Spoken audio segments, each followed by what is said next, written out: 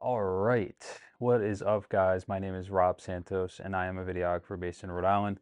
I'm here for my second YouTube video, and what am I talking about today? I'm talking about when to upgrade your camera, or when to know when to upgrade your camera. And this is for the beginner, the people that are, still have their camera that they started out with, and they don't know if they should switch or not. Now, one thing to notice is if you have the money to switch. If you don't have the money to switch, obviously you can't get a camera. But if you have the funds, say $2,000 to $5,000, pretty good range for the really good cameras out there. These are going to be the, I don't know, 3 or 4 things where you have to look for to know if you need to switch your camera. Or not need to switch your camera. It all comes down to the person and your storytelling abilities. But I don't want to sound like a broken record. Everyone says that.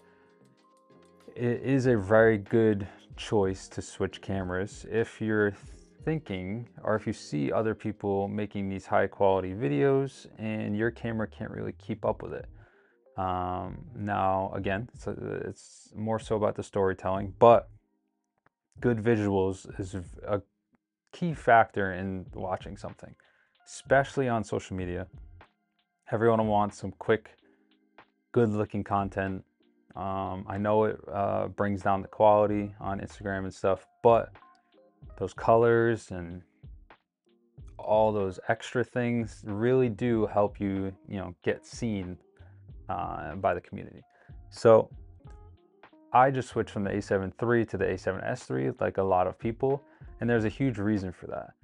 One, I started with the A7 III, best hybrid camera in my opinion, besides the A7 IV now, which is, still for the price. I still think A7 III could be a better deal, but I mean, 500 bucks, I think, or maybe like 700 bucks difference for that 10-bit, 7K downscale, blah, blah, whatever.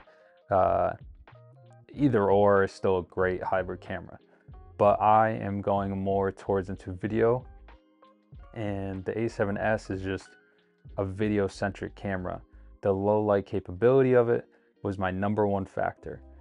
Being able to crank up the ISO to 12,800 on wedding days, such a game changer. Just did it on my past wedding, and it was such a game changer. And on top of that, 10-bit 4K, can't beat it. You can't beat it in these tiny little cameras. You can't beat it. Although the file sizes are much larger, which means you have to buy more cards, V90s. I don't know what other card uses, or what other card the A7S can use. I just use the V90s, but they are a lot more expensive. But what you get out of it is so much more information, which you can utilize in post, especially S-Log3. S-Log3 is another game changer. On the A7 III, you can't even use S-Log3 because it's so, what is the word? Fragile. If you mess one thing up, it's like let's just go with the rubber band.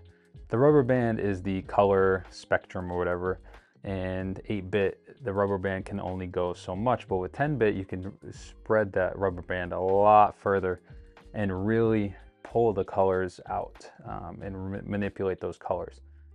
So having that 10-bit 422 rather than the 8-bit 402 or whatever it is, really gives you that versatility, especially with weddings and things, shoots that you don't really have much control over, and you have to have that low light performance. It's a huge factor. I still have my A7 III for photos, although the A7S III, the 12 megapixel camera, or the sensor, sorry, can definitely take great photos. You don't need both, but I figured I already have it. A7 III is 20 megapixels, perfect. But yeah, to go over the 3 things, or a couple things that I said that you should look for, is the money, the low light performance if you need it, and then the dynamic range, color range, whatever you like to get more of. So the A7 III, there's a limit on what you can do really with low light and the 8-bit. So I decided to make the jump. I had extra cash, and this camera will last me a very long time. And if I ever want to go FX3 or FX6, this is a great B cam. A7 III is, I can barely use it as a B cam for this because it would be a little bit more difficult to get that 8-bit color to match my 10-bit color. It's going to be hard.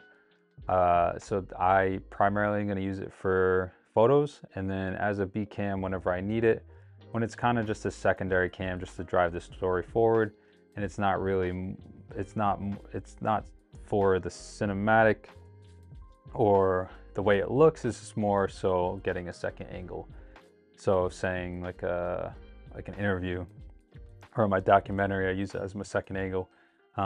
It's just more so to chop up the footage and make it different rather than however it's looking. I'm not gonna go film the beach, or I'm not gonna bring it to Italy when I go in a week. Not gonna do any of those things.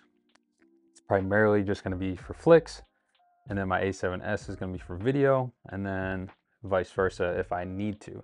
I have a backup cam at a wedding.